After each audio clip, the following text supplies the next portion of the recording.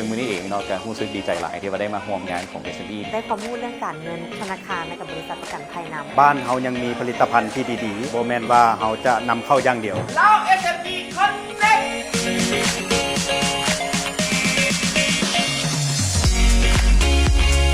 ขอเชิญประธานสมาคมเรา SME ขึ้นกล่าวบทที่ย่ำเป็นทางการตบมือเลยกับการต่างๆก่อนเลยอยากมาครับอยากมา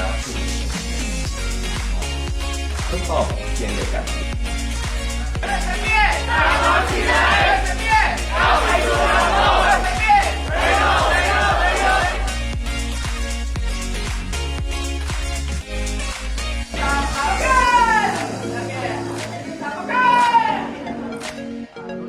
เป็นดีแล้วเป็นดีกว่าได้บางคน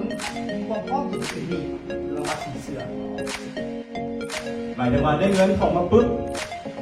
เอาแบ่งก้อนก่อนแล้วถึงจ่ายหรือเป็นจ่ายไปก่อนถ้าเหลือแล้วอะไรมีก้อนแล้วตัวที่สองคือการใช้ราคาให้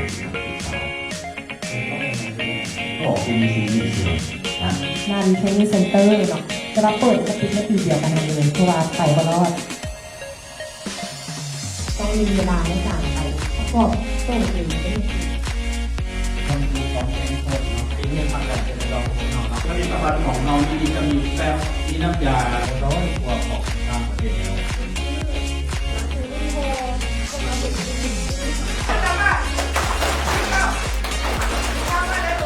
มื้อนี้ข้าพเจ้ารู้สึกดีใจหลายเนาะที่ได้มาแบ่งปันเรื่องราวของนาลีในงาน Connect 16 เพราะว่างานนี้เป็นงานที่ว่าเราได้มาแลกเปลี่ยนประสบการณ์และก็ได้มาทำความรู้จักกับนักผู้ประกอบการรุ่นใหม่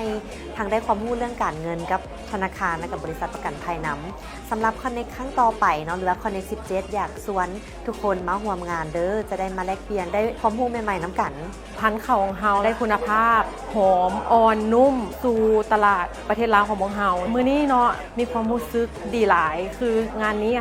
มีประโยชน์ได้ฮู้จักกับหัวหน่วยธุรกิจต่างๆ ได้ฮู้จักกับหมู่เพื่อนทุกคนที่ว่าเฮ็ดธุรกิจนำกัน ผลิตภัณฑ์ของพวกเฮามันเป็นผลิตภัณฑ์ที่ส่งเสริมชาวบ้านอยู่เขตชนบททางไกลฟังอยู่ในจิตสำนึกเฮาอยากให้ทุกคนได้มีเวียกเฮ็ดงานทำอยากให้ทุกคนมารักษามาช่วยส่งเสริมผลิตภัณฑ์ของเราเฮาให้มัน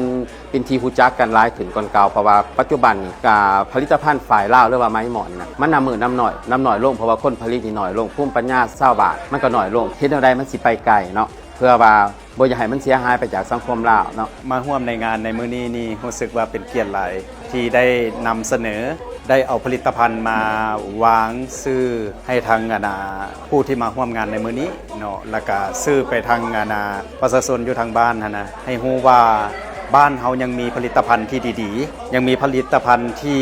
บ้านเฮานี่สามารถเฮ็ดได้บ่แม่นว่าเฮาจะนำเข้าอย่างเดียวฉะนั้นแล้วงานในมื้อนี้ตอบโจทย์หลาย ซึ่งมื้อนี้เองเนาะก็รู้สึกดีใจหลายที่ว่าได้มาร่วมงานของ SME ที่เพิ่นได้จัดขึ้น แล้วก็ได้มีโอกาสมาแลกเปลี่ยนและก็นำเสนอในหัวข้อเกี่ยวกับการบริหารทางด้านการเงินเพราะว่าในนอกเหนือจากการให้ธุรกิจแล้วการบริหารการเงินก็เป็นสิ่งที่สำคัญสำหรับนักธุรกิจหรือว่านักธุรกิจ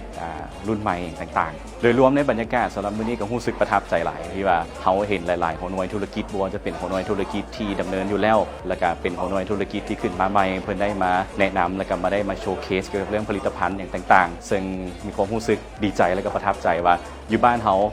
คนลาวเขาก็สามารถเฮ็ดธุรกิจแล้วก็สามารถมีผลิตภัณฑ์แล้วก็เฮ็ดผลิตภัณฑ์ของตัวเองต่างๆได้สำหรับข้างหน้าเราขอเชิญชวนสำหรับผู้ใดที่ว่ามีความสนใจที่ว่าต้องการอยากมาโชว์เคสเนาะหรือว่ามาแลกเปลี่ยนเกี่ยวกับในเรื่องของไอเดียในการเฮ็ดธุรกิจแล้วก็ต้องการอยากสร้างเน็ตเวิร์กต่างๆอยู่ในสมาคมของธุรกิจลาวต่างๆก็สามารถเข้าร่วมงานได้